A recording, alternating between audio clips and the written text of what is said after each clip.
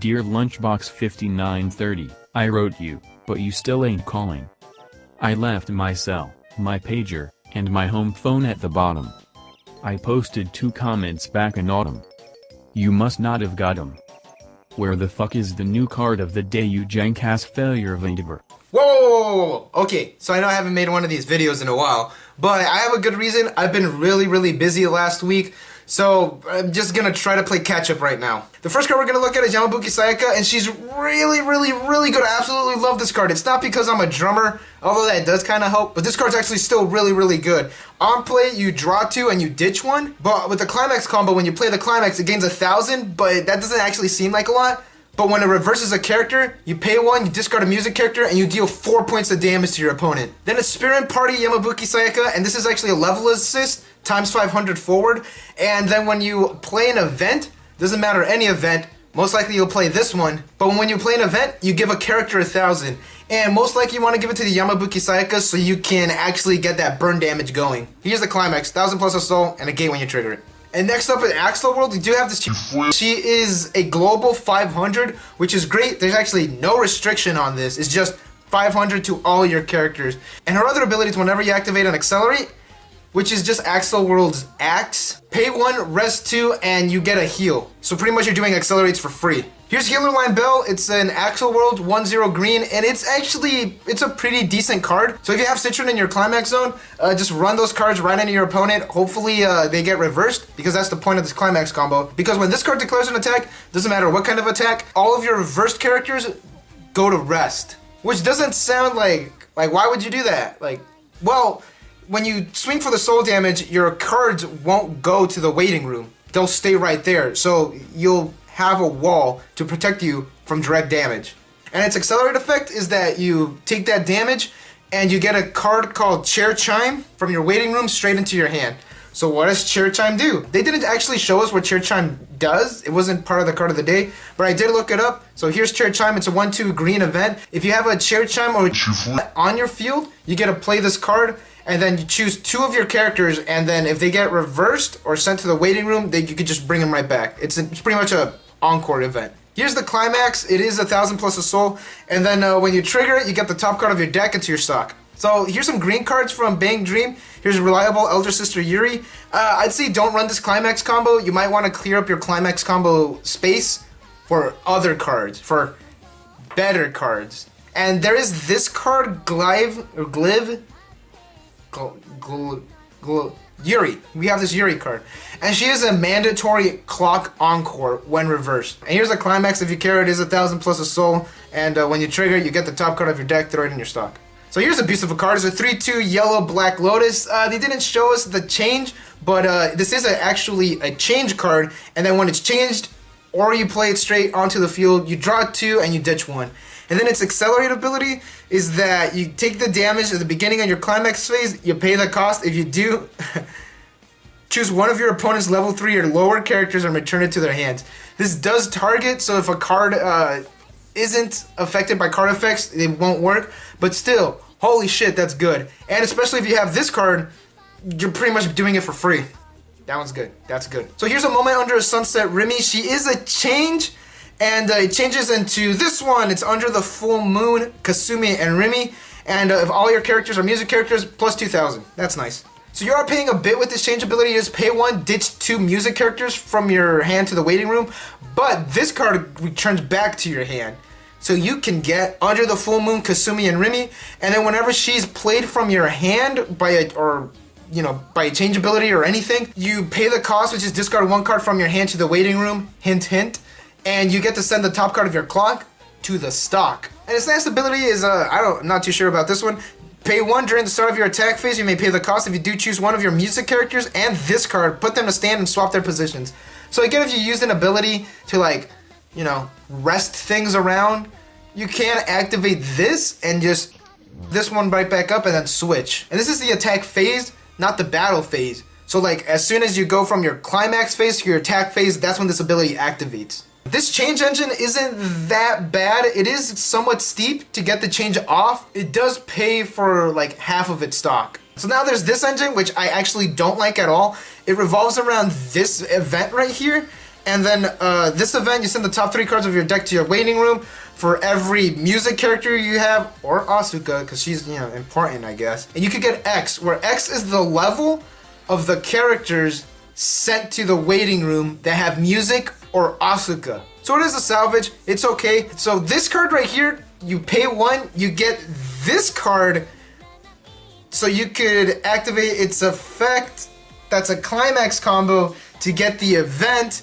And then this card right here wants the event in the waiting room, so you could put it underneath this card as a marker. And it's, I don't know, I probably won't be running this combo right here. But then again, like, if you do have this card underneath this card as a marker, you do get to like pay 1 and take a point of damage. And when it reverses a character, you get a salvage, which that seems like a lot better. But like, I don't know. If anything, most likely you'll be running Happy Halloween Kasumi more than Merry Christmas Kasumi. But they're both really cute. It's up to you. Hold up.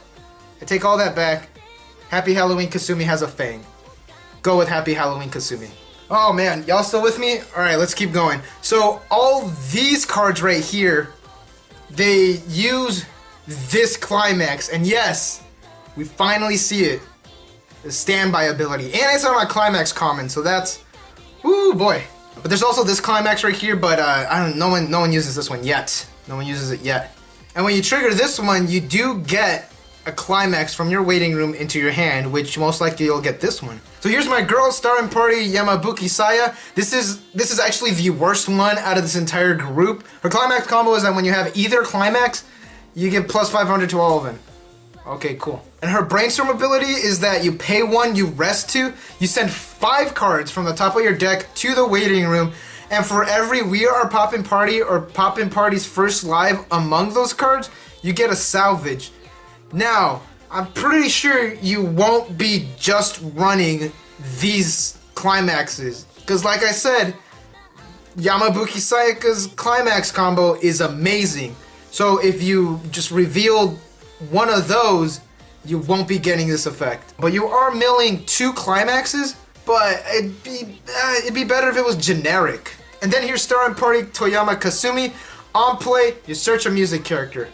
Beautiful. And then she does have a burn ability, but it's pay 4 and you get rid of 3 cards from your hand.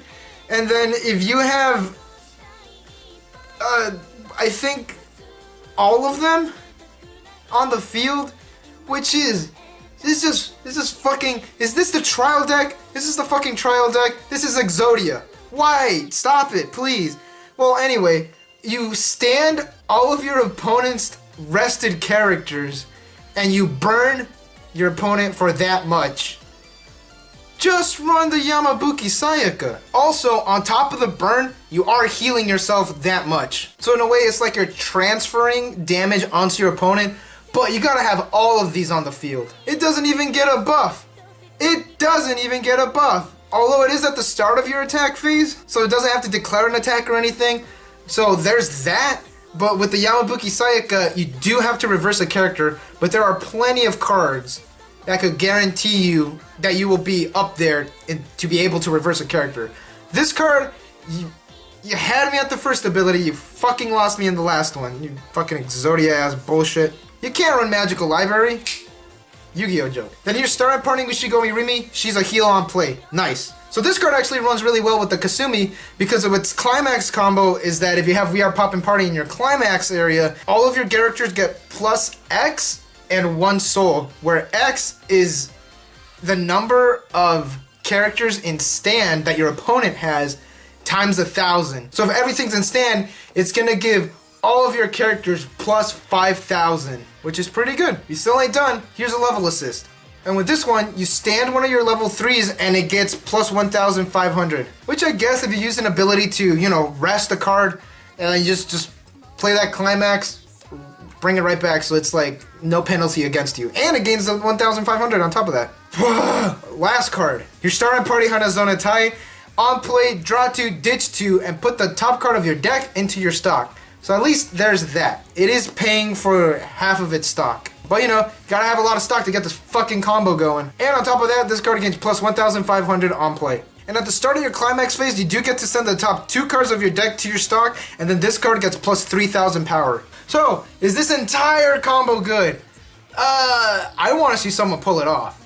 I want someone to fucking win with this combo pulled off. So with the blues, you are getting some stock back, but you gotta be planning for this from like level 1 at least. You gotta hold on to your stock. You need to have all this stock just to play the cards. You do get some of it back, and then you gotta fucking pay the cost so you could give your opponent damage, and then you gotta heal.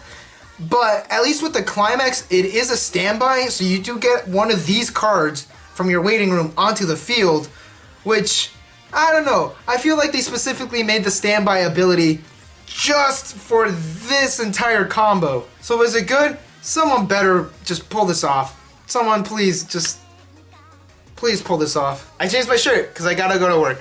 Now that we're all caught up, let's keep going. The first card we're gonna look at is Midsummer Beachside Saya and Remy, and god damn, yes please. It is a 1/1 red music character, and their effect is continuous experience. When the total level of the cards in your level area is 2 or greater, this card gets plus 1,500 power, and auto encore. Discard 1 character from your hand to the waiting room. That's okay. It can go up to 7,500, and character discard encore is good. But you're getting rid of a level 2 to the purgatory that is your level zone. I'd say run it if you're feeling confident and if you can't afford a different encore effect. And by afford it, I mean literally afford it. Up next is Self-Introduction Saya, and goddamn yes please. She's a 0/0 music bread character. She has 2 effects. Her first effect is continuous. When you have 2 or fewer stock, this card gets plus 1,500 power. That kind of does suck, because as soon as you attack twice, it loses its buff. But she does have another ability, so let's see what that is. And that is auto. Discard 1 Invitation Saya from your hand to your waiting room. When this card is played from your hand to your stage, you may pay the cost. If you do, look up to 5 cards from the top of your deck, choose 1 music character among them, add it to your hand, discard any remaining cards to the waiting room, and this card gets plus 1,000 power until the end of the turn.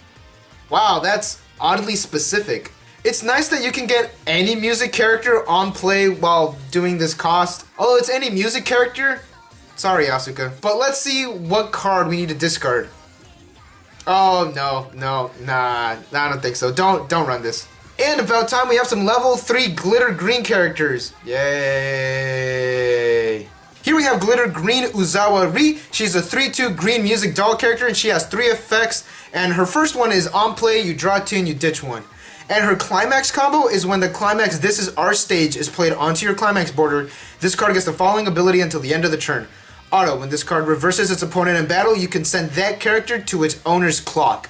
Holy shit, that is actually pretty nice. You are swinging for 3 soul plus whatever you trigger, and it sends its opponent to the clock, which is great. It doesn't get sent to the waiting room, so they can't, bring it back. Its base is 9,500 power, so that is kinda low. That's like its one drawback, but it can go up along with the climax. Speaking of climax, here's the climax. This is our stage. It is 1,000 plus a soul, and when you trigger it, you get to send the top card of your deck to your stock. And this card is pretty decent so far, and its last ability is auto. This ability can be activated once per turn. When you place a climax into your level area, this card gets plus 2,500 power until the end of the turn. Ew, what? No, and it's until the end of the turn, not even for till the end of the game. What the fuck, dude? Alright, compressing yourself is good, but not like this. So, what it was is, I got headphones now. Yay. I forgot what I was gonna talk about. Whatever, don't do this. You're compressing yourself in the wrong way. Climaxes are very vital in this game, and you don't want a climax in the level zone. So here's Glitter Green Ushigama Yuri. She's a 3/2 music sports character. She has 2 effects. One is a climax combo, and on play, heal. On play from your hand, because we do have that standby coming up. And her climax combo is pay 1, discard 1 card from your hand to your waiting room. When the climax This Is Our Stage is played onto your climax border, you may pay the cost. If you do, choose this card and one of your other characters with Nana, Ri, or Hinako in their names. They get plus 1,500 power and the following ability until the end of the turn. When this card reverses its opponent in battle, you may deal 1 damage to your opponent. This climax combo is pretty okay. Like, you get to choose one character along with this one, but you can't choose another character with this name in it. So, I'm sorry, waifu decks. It's a pretty nice buff. You are dealing 1 damage each with those characters, and you will be swinging for a lot of soul. Although it is when it reverses a character, but still, we could probably live with that. Off to Accel World, here is Yuniko Kozuki. She's a 3/2 red net character. She's not an avatar character, that's important. But you know, this card right here doesn't care. She is a heal on play, which is good, and when she declares an attack, doesn't matter what kind of attack, you pay 3 and you deal 1 damage to your opponent. That's it, just like that, pay 3, doesn't, no, okay. This card's okay, I guess. For a double rare, I'm not too sure, but yeah, this is okay. Those are the cards of the day that we had today. Don't forget to like and subscribe for more Weiss Schwarz news and content. And I was on a base damage podcast that was uploaded today. Link in the description below. And I'll see you guys tomorrow.